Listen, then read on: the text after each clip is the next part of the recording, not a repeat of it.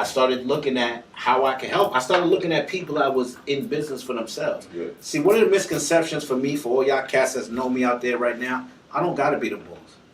I don't gotta be the thing that's on my man Jay's shirt. I just want to be a valuable piece of the team. You understand what I'm saying? Like, Mike wouldn't have won those chips if it wasn't for the cats that was rebounding and hitting the threes and all that. So I don't care about all that. Yo, he's this, then the third. I care about being a value-added member and that we all benefit. What's going on, everybody? This your boy Marc Blair here today on another Make It Your Own. This is another episode of Make It Your Own podcast right here, and I'm the host right here, Marc Blair. I got another co-host with me, my guy right here. Go ahead, Jay. Tell him who you are. Hey, bro, I'm Jeremiah, man. Own real estate, 8 years in the game, man. Co-host with my guy Marc Blair, man. We got a special guest for y'all today, man. So let's turn up, lock in with us, man. Y'all and have a good time. Let's do it. So I got my guy right here. Hold on, you ain't telling me it was some all black stuff though. Like, what's up? Like, Yeah, we didn't even put the outfit. Okay. We didn't put the outfit. No disclaimer. It's cool though. I just wanted to, this is where that's the vibration in here. The Make It Your Own podcast. Black business. Black owned. We bring dope people. This is where we bring dope people doing dope things. And this is my guy right here, Meeshach. I'm gonna call him Shach because that's what you got to know, man. That's my man Shach. But tell them who you are, man. Introduce them to people. Meeshach Stennett.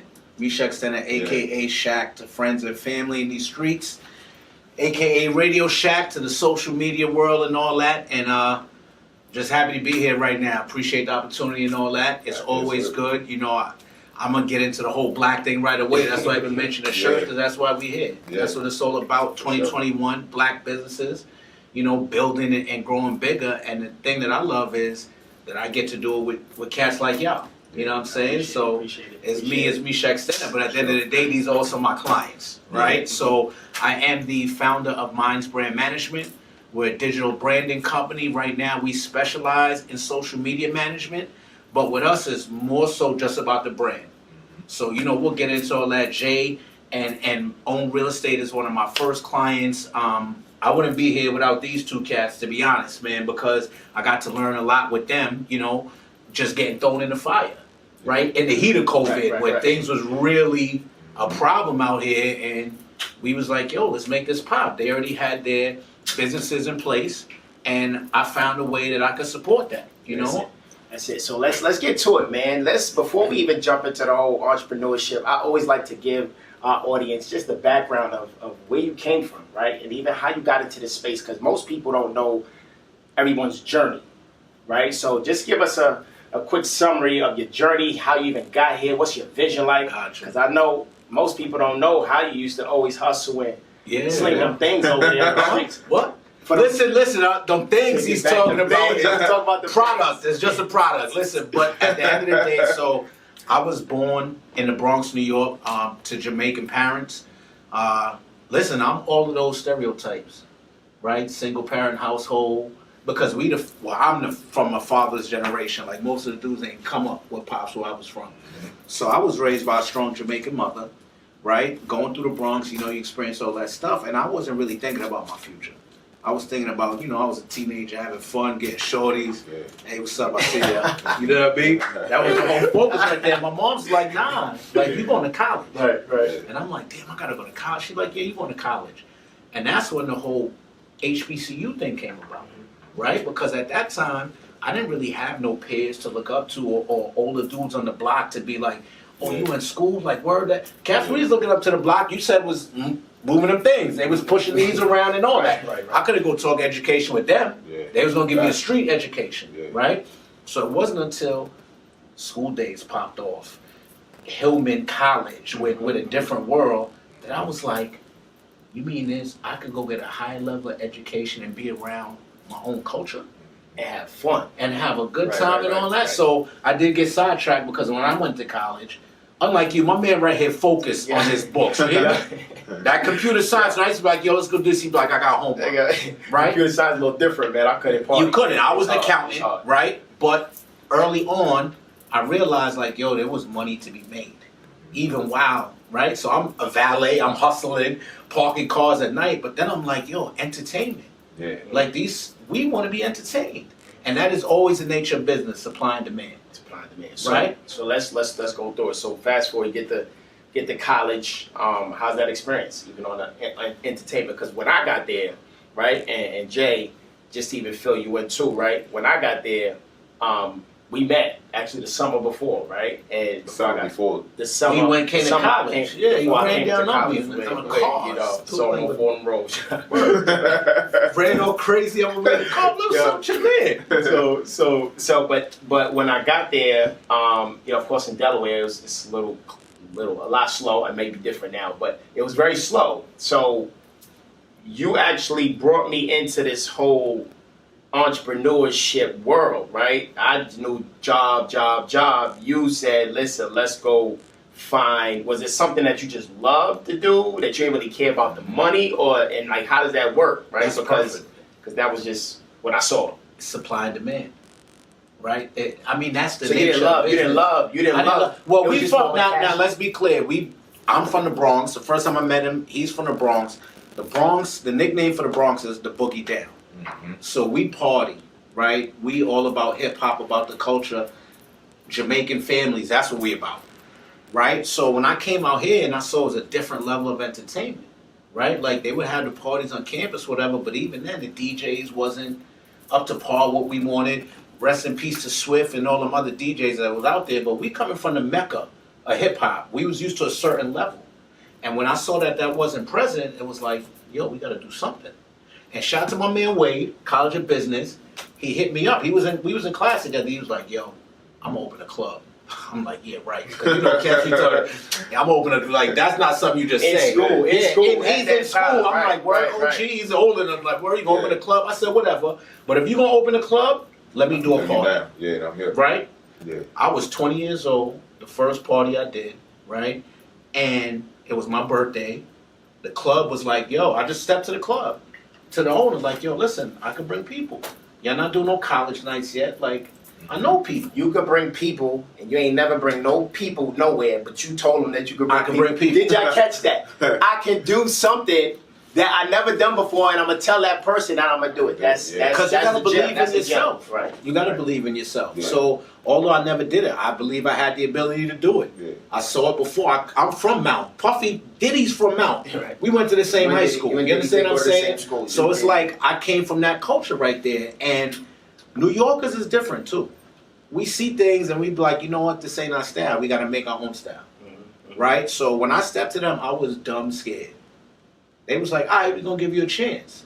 Yo, I pulled up to that first party and the line was down the block. Down the block. That's what's up. Down the block. Was that the party we threw? No, because that was before. Other four. Okay. So by the time I came, you was No, already he was. Nah, remember That was the first freshman one. year. Yeah, that was freshman that was year. crazy. Yeah, because I So was your looking at the man one. was a freshman. But the one that I was over in promotion. So let's just so y'all know what's going on here too, Jay. Yeah, just so yeah. you know, when I was given the task, right? When you don't really know what's going on, you just in it trying to follow the wisdom, and that's why I said when you got mentors, you gotta just listen to them and just do as they say, because again, you don't know why they telling you what they telling you, but you're just gonna go with it. So I was having fun. So my thing was passing out flyers, and I know that I was the best passing out flyer dude out here. I must just pass it out to everybody. Every shorty on campus had a flyer, every single yo. freshman, sophomore, junior, senior. I used to be like, yo, you want to tell some dudes or nah? Yo, You'd be like, listen, nah, don't I worry was about it. the dudes I put on their Probably was cars. 10 and 1 of I them. put on their cars, yo. I Yeah. put in the windshield wipers on the dudes, right? But no, we did that and we packed it down. It probably held like 500. We probably had 800 in Yo, there. it was So crazy. It was crazy. Wow. So now that I think about it, so you wasn't on the first one because I did it that first. Okay, The okay. first time I did it by myself. 'Cause Okay. Cats ain't Nobody- believing it then, right? So after that first time and they saw it, the club was like, yo, oh yeah, once a month we give you 10%. To a little college kid, I'm doing the numbers. Like you said, we're gonna get 500 people in here. You know, they only charge like $5 back then to get a Yeah, party. yeah. But it don't matter. If I'm gonna do that, have fun, drink, and bring home a couple $100, it was a go. Right? But after a couple times, like the spirits, the entrepreneurial spirits that we had, Do my own that thing. 10% wasn't enough. Yeah. Right. So I stepped in, I'm like, yo, I need to rent the whole club. And they gave me some ridiculous number, right? That they said this little young boy ain't gonna get that money and we don't gotta worry about it. But I came back with the bread and said the club is mine for the night. And that's how it started. Cause for me to get that level of bread, I didn't have it to myself. I had to step to my peoples. Like it was $1,000. Like I had to step to them and be like, yo, we all got to kick in $200 each. It was 5 of us.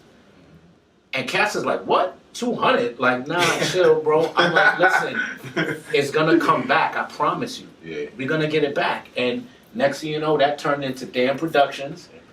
That turned into, we was throwing all the major parties on campus, homecoming, fashion shows, like anything moving was coming through us. Yeah, for sure. So yeah, let's do that. So that's how the background is on the entrepreneurship side. So now we get into this corporate America world. You out here. This is so those that's hugging on the cubicles. I was hugging them. Was hugging on the cubicles, and he would laugh at me and all this kind of stuff. And I'm like, listen, man, I'm trying to get out here. We end up fast forward, get out here. Talk to me about even when because I jumped out there. You was on the verge of ready to transition and wanting to transition, not really knowing how you're going to transition. So let's talk. I always knew corporate America wasn't my lane. When I say that, and it's crazy because I did it for 20 years. I did it for 20 years in accounting, right? But I knew it wasn't my lane because I like to work autonomously. I like to be in control. Not to say I got to be a leader, but I'm not good with. I'm a visionary. So when I think of something, I want to make it happen. If you try to stop it or do that, I don't really work good with that, right? So I did corporate America because I had a family. I had to pay these bills. But when you jumped out the window, I remember because every day we were talking on the way to work and all that. We talk what we want to do, and my man was like, "Yo, I said it's over for this. I'm about to make this move and get this." I'm like, "Word." I'm like, "Wow, I got to be next." And once again, it was just the way the universe worked. That my job was on some like, "Yo, we moving all of the financial services to India." Wow. And if you wanna stay, go to India. That's crazy. Nah, but they was like, they said, even though, but they fired mad people at first, but they picked a certain few people. I was one of them. They was like, yo, we'll pay you extra to stay, just to go over there and train them. That's right. Right? So then it was like, all right, all I'm trying to do right now is stack this pad, because I'm thinking, my man done jumped out the window. I'm jumping out right behind him. So I'm trying to stack it as much as possible. But when I got over to India, that was a spiritual experience. Like, so it was just deeper than just, I don't want to work for nobody.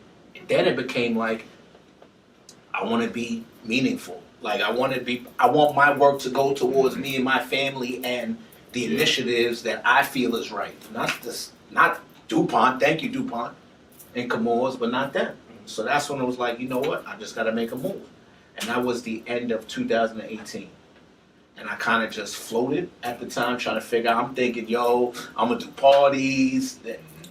And it just didn't work out like that. So was that really fear, like that 20 years of being in corporate America, like knowing that you, as we always talk about, when you got that guaranteed check coming in every week or every 2 weeks, knowing you the man of all men and provider for your family, like, if I make this move, I ain't sure it's going to work out. That's what it was. Yeah. That's exactly what it was. And to be honest, shout out to my wife. You know what I'm saying? Because, I was the breadwinner for so many years, so I couldn't take that risk. Yeah. Right? But then my wife started popping. Shout out to real estate. Shout out to real estate. Shout out to buying houses out here like they bicycles. I ain't know. Your wife in real estate? She works for the builder. Oh, wow. Yeah, for Ryan Homes. Oh, that's what's up. Yeah, so she's in real estate. So that's what's up. That was able to kind of give me a cushion. And the whole leaving corporate, and it gave me a little cushion to be like, I could do it myself. But guess what? That cushion ain't even pop like that. Like before I know that mattress was skinny as hell. I was jumping down and hitting the floor. Right. And I was like, things just gotta move different. And that's when I started looking at how I can help. I started looking at people that was in business for themselves. Yeah. See, one of the misconceptions for me, for all y'all cats that know me out there right now, I don't gotta be the boss. I don't gotta be the thing that's on my man Jay's shirt. I just wanna be a valuable piece of the team. You understand what I'm saying? Like, Mike wouldn't have won those chips if it wasn't for the cats that was rebounding and hitting the threes and all that. So I don't care about all that, he's this, then the third. I care about being a value-added member and that we all benefit. Yeah, we all eat. That's what they say, we all eat. So I saw what he was doing. Social media is marketing. I've always been into marketing. In terms of brands, I've always been cognizant of my brand. From when we was in school, he was young, running around, I had to pull him to the side like, you gotta calm down, bro. Like, seriously, like, you are doing a lot right now. Like, people are gonna remember you in the future. Like, this stuff just don't go away. Like, always think about what you're doing, how you coming out. And it's something I be preaching to my kids. Like, yo, if you leaving the house, you gotta be a certain way. Like, you don't know what's gonna happen. Oh, I'm just running to the store. Well, what if you run to the store and who knows? Oprah's there. And you ain't looking your best and feeling your best and all that. So when you step out, you gotta be a certain way. That's brand management. So that's why, like with us, Jay, it's not just about your social media page. You call me about whatever. Yeah. How you feel about this? Yo, Shaq, what you think of this? And I'll give you my honest opinion. Yeah, you take it, sometimes you don't, but that's how we move together. Yeah. And that was a way that I saw that I could support people that I know that was doing good. And it just so happened that I kind of was an eye at it. And that just led to more business. More business. So yeah, even with now with the Mind's brand management, talk to the people about even like you talked about social media. A lot of people are intimidated with social media. A lot of people don't like to post. A lot of people don't know what to post. How do you help streamline that process for people who are fearful, for people who can trust somebody to even manage their page? Like, how does that work? So a couple of things you just mentioned. Number one, the key word is trust, right? And that is a part of my brand. In terms of me as Meeshach, right? The cats that know me know that I'm not out here. If I talk about something, it's because I believe in it, right? You're not going to give me $1 million to sell something that's going to hurt babies, right? Because I don't believe in that. I can't do it. So that trust was there from people that say, it's kind of like when I came in and said, I need that $200. If y'all didn't already see me out there doing what I do, y'all would be like, nah, I ain't giving that $200 though. But you knew there was a chance, yo, he's going to get our money back.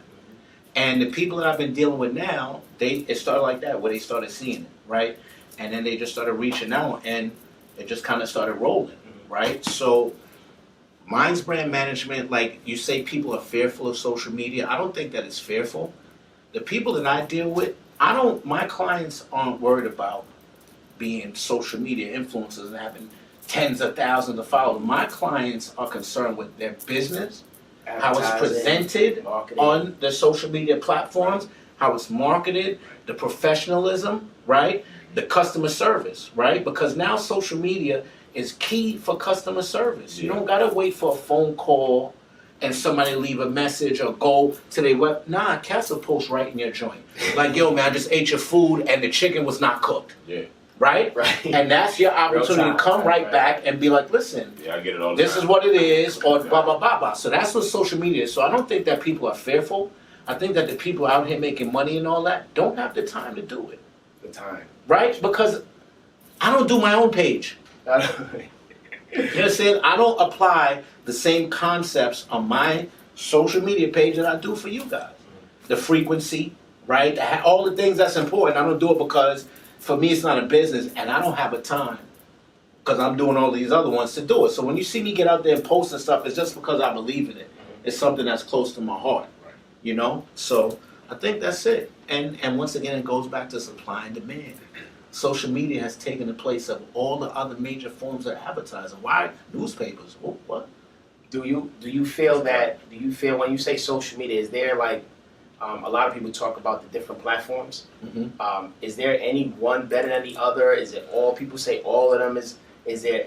How does that? It depends. I'm assuming it depends on who you're trying to track. Exactly. Because you got Instagram where all the, I won't put an age on it, but you talking about millennials, you talking about 20 to 30, 35, but then Facebook was there prior to Instagram. For the older people. For the older folks. And that's who still reside there. So if your target market is Instagram, you know what I'm saying, as far as my age, that's what my folks be. Now I have both pages, but you know Facebook ain't hitting like that, gonna right? hit like Instagram. So right now, Instagram, if you look at, which you know they own by the same. of course, You know, I mean it's the same, but it's just the way it's put out. And they know. I gotta have something now to transition from the older folk to the younger folks. That's why Facebook bought IG. Yeah. And it's the whole reason why you have, I'm sure they tried to buy TikTok too. Yeah. Right? Sure, and it didn't, so that's why. why you got on the reels and all that. Yeah. Right? So right now, in my opinion, Instagram holds the most diverse group of people. Right? Yeah. Because even the older people, like, unless you like, my mom says IG. Like, shout out to my moms. We don't follow each other. My mom's at IG. You know what I'm saying? Like, she was Facebook, but she had to come to IG, right? Eventually, Facebook is gonna be like MySpace. Yeah. You know what I'm saying? Or Black Planet. You hollered me the other day, yo, what about TikTok? You gotta push As much as you don't want to be on some young, that's what's here. TikTok. That's what's here. I'm not saying you're gonna dance and all that, but you're gonna get on there and utilize it. Right. So right now, Instagram right now for me and my clients is number one. The other ones are secondary. Facebook is number two, but TikTok is slowly but surely taking over that spot. Okay. I agree. Okay. 100%. Okay. So we got into the Minds brand management in the entrepreneurship phase. What kind of value do you think the audience need to hear with just entrepreneurship in general? Like, what do you think? How can we encourage people who are hanging on to the cubicle to really go out there and take a chance on themselves, right? Like, what would you say they need to do to prepare themselves, or may not? So that's the point. I was gonna say, it's not for everybody, Okay. right? You could give some people $100,000 cash, and they're not gonna know how to make $150,000. You give cats like us $100,000, we gonna come back with $1 million, right? That's So right. entrepreneurship is not for everybody. Right. Everybody's not meant to be a leader. Everybody's not meant to be a boss, a CEO, or whatever. Some people are meant to work, and that's okay. So the number one piece of advice that I give anybody, whether it's business, just life advice, is be you, right? Understand who you are. Understand what your strengths and your weaknesses are. And once you determine that, then you can say, is there some way that I can use those to make money, right? For me, this was a natural transition. Thank God for social media. Right.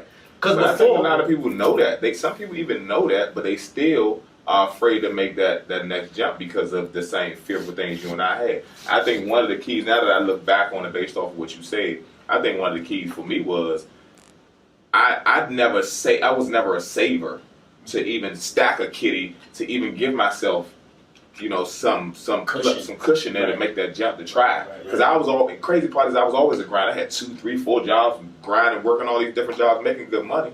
But I never stacked that bread up in order to make that jump. But now when you think about it, that cushion allowed you to be able to feel a little more comfortable. You might not have been 100% comfortable, but it allowed you to feel a little comfortable and able to do it. You know what I'm saying? But I had no money. I can't quit my job and go out here and just start something and just hope that it worked. right, hell Right. to the nah. Right. Especially you got a family behind you and kids. I got these little light-skinned kids. Man. They be trying to eat good. I'm telling you, they be having. Let me come home to somebody no checks though. It's gonna be a problem about it. So yeah. Let's run into, even with both of you guys, the entrepreneurship world.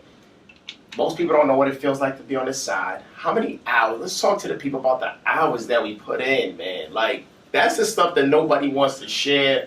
Nobody lets them know how many hours they putting in to really get it working. I was just crazy. Before you knocked on my door in the office, I was literally on the phone talking to a friend of mine, and we were talking about relationships, but it branched off into people that are not entrepreneurs. They don't understand the time and the energy that go into it. Like, we got to work 2 and 3 and 4 times and put that much effort that we did for somebody else. So when you ain't got time to go to all the parties and get together and do all that, they don't understand. They feel like you neglecting them. Oh, you acting new. They like a new. You think you like that? Oh, you got it like that? Nah, I'm trying to sustain this. Right. You know what I'm saying? I got nothing So coming in unless I go. Man, Right. That is a fact. But the one thing that I would say that I agree 100%, like, you work harder, right? But coming from the finance field, I always look at things cost versus benefit. What's it going to cost me? What's the benefit? Being an entrepreneur costs me more of my personal time, but the benefit of knowing I don't have to answer to people, that if I need to go on vacay or whatever, those benefits totally trump that. You ain't got to put no leave slip in. Right. None of that. None of that. I don't got to call you or I gotta leave my house. My son is sick when they call the supervisor. Yeah. No, we're not doing that. Right. It feels good. Right? It feels good. So that's where you get it. So I'm not making the money I was making in corporate America yet. Right. I left corporate America, a year and a half ago, Right. I'm not making that money back yet. Right. But I am so much happier. And on your way. And You're I on am. your way. Listen, it took me 20 years to get there. It ain't gonna take me 20. Oh. We did a few, we did. So I'm not worrying about it. But it's the peace of mind that comes with it, everything. Like, it's just different. So it's possible, man. It's possible. And the crazy thing is, I guess I'm growing into it more now and learning more, because I used to be more on edge. Like I just wasn't as confident, like with the graphics and stuff. I wasn't as confident when I first started. Like me doing graphic design was out of supply and demand. Right. I couldn't go and keep paying somebody else to do a post for y'all or something. I had to learn to do graphics myself. Right. Now we at the point where y'all can holler at me about whatever graphics. We gonna get it done. Right. You know what I mean? So yeah. So staying the course. So and people not really understanding that it's the workload is a lot more, but it's more, like I said, it's more rewarding and more peaceful with that, and more exciting, right? Because you're doing something passionate. But you said something important too, just understanding, even if you are not an entrepreneur, just finding something that you like to do and just try to, you said it, to finding something you like to do and channel it into some form of revenue. You know what I mean? Like that's key. That's the key. Because you just never know what might happen. You never know, right? You just never know. Right. You gotta try. If you don't never try, nothing beats a failure but a try. But a That's try. a known You cliche. miss every shot you don't take. Try. You miss every shot you'll That's key. take. And I don't think this is it. This ain't it for me. Right. No, So let's talk about that. Where do you see you going? Like, what's your vision like, man? This. I mean, This. What's you next? got Lambos in here. You Nah, got this. I got some nice G-Wagons. stuff. Hey, I'm tell you when you just pulled up. No, listen though. You got the beat bumping real nice. Chill. Hey, man. Chill. But listen, no, going back to what he just said. When I pulled up, Jay was on the phone. Outside talking about water damage and all this stuff. Yeah. He gave me a half a dap. Park the Lambo on the corner. I don't know what you're talking about, but I had to say to Jay, I said to him, you always working, Yeah. right? And that's key, right? Because we don't want to always be working. We want to get somewhere else. Don't make he's on social media, vacationing, Oh, no. at games, And that's hanging not- out and no, all no. that. So he's in there. But so and let me say he's this. still working there too. But yeah, the man definitely gets his let me say vacation this too. about Jay. In little snippets, but it works. You know what I mean? Nah, let me Yes. say this about Jay. Jay understands and he's a part of the reason why you cats in Delaware that be hollering at me and I'm not taking those contracts. It's because people like this. He understands the value of what he's getting, right? Jay knows that he can't be going on vacation doing all that shit. Excuse me, doing all that stuff. Right? My bad. If his business ain't being handled. Right. So that's why when we started talking numbers and all that, he was like, yo, he was one of the first cats. I was like, nah, let's hit it. Yeah, he Right? definitely all about He was on it. systems, He's right? like, yo, let's hit it because he understands that if I pay for that, that frees up my time Puts me for the out there. personal stuff to make more money Right. and then to go on vacation and do everything I want to do with my wife and family. Right. So that's the key, right? So even right now, I could be getting more money, right? But me getting more money means I'm not gonna be having half the time I'm having right now for my family, for my kids. Got a daughter that started college, right? So it's like, once again, for me, it's a balance. Because cats are coming to me and be like, yo, Shaq, come out here and run out here and you do this for an hour, do this. And I'm like, to be honest, first of all, that's below my rate. so number one, I ain't coming out. But nah, I'm not really on that right now. And I'm putting what I need to do for the week. Now this time is for my family and all that. For the right numbers, you already know what I'm doing. For the right numbers, I'll be outside. I'll be outside. I'll be outside. Yeah. So it's the right numbers, y'all. And I'm gonna drop my kids Right. off at the movies and come do the job. Right, you But got it. but you know, that's how it is, seriously. So That's the same thing I had. I just went through that transition. Like, before I started this team, the DMV home team, I was servicing all these clients at one time. Yes, the money, great. But you making an extreme sacrifice. Right. No time. My son in football, my wife, my dating games. game with my wife, like, just, like, that was real limited. So, even when I first started out that first month or two, my lender just called and was like, man, you giving away all your clients. This and I'm saying, nah, I'm getting my time back. Like, Right. you know what I'm saying? I got more than enough money. Right. But I ain't got my son running around going to practice with his moms. I ain't dead. And I knew when I grew up, my father wasn't in my games. You know what I'm saying? I knew how important that was because I still think about that day at 40 years old. Wow. So I cannot work my behind to death and then my son out playing ball and he can't look to the sideline and see my dad over there proud of me. Like, that's like, none of this stuff is important if you ain't got that, man. That's the My number wife one to goal. support my wife, my kids, and all that. Nah. So I had to, and on the flip side of that, it allows me to give back to other agents what I missed when I started out. The struggle that I went through that first 4 or 5 years, but like, and that's where that value come in at. That's where your value system, your priorities. I had to put my priorities in order, which is, and granted, I ain't going away. I'm still out here doing my thing. But, yeah. Right. So he just mentioned his wife. Let's be clear. I need to give a shout out Yes, sir. to Tierra, another one of my clients. If you're looking for a black therapist, I don't even know. She might not be accepting clients right now, but that sister got it. Nah, Got that whole energy together and all that. For So sure. you two guys make a great power couple. That's Nah, I dope. So I love appreciate that. that. And the Sure. fact that y'all with Minds Brand Management, I love it even more. Yeah, that's what So Future. So yeah, before we wrap up, man, but real quick, I wanted you to touch on it because we ain't really like long term. Yeah. Where are you going? Where I want to Yeah, go. that's So why so back to this. This is it for me, right? In terms of like, if I could get paid to share whatever knowledge or my personality to people, that's what I want to do, right? Yeah. So eventually I'll do this, and I'm gonna sell Minds Brand Management. Like some company's gonna buy that, and they can get the clients and all that, because that was just the means to the end. Like once I left corporate, I realized I had to generate income. Right. And it just so happened that it is popping, right? But that ain't my future, because once again, you got to know who you are, right? And I think that I am going to be the biggest, I'll be most advantageous to this community if I'm out here talking, sharing my views on life. Like we've gone through a lot, we've seen a lot. You know what I'm saying? Our parents are from a third world country. So you come here and you realize the importance of working hard and valuing everything that you have. Yeah. You realize that the number one thing is family over anything else, right? All this other stuff is just to support that, right? So for me, if I could just get paid for being, I call it a culture curator. Well, no, let me take that back. Dewey called me a culture curator. I was calling myself a vibes influencer. Same thing. Like, I want to pass on that good energy, and if we could generate revenue off of it, it's good, right? So I'm a culture curator. So whether that culture is the Jamaican culture, which we started from, New York and hip hop, the HBCU culture, which is my lane right now. Okay? So shout out to a lot of people. As bad as 2020 was, there's a lot of stuff that took place as a result of COVID that we're going to see the impact forever. Number one, America finally realized they were racist. I don't know how that whole thing happened, where they was like, yo, we've been ignoring black people all these years.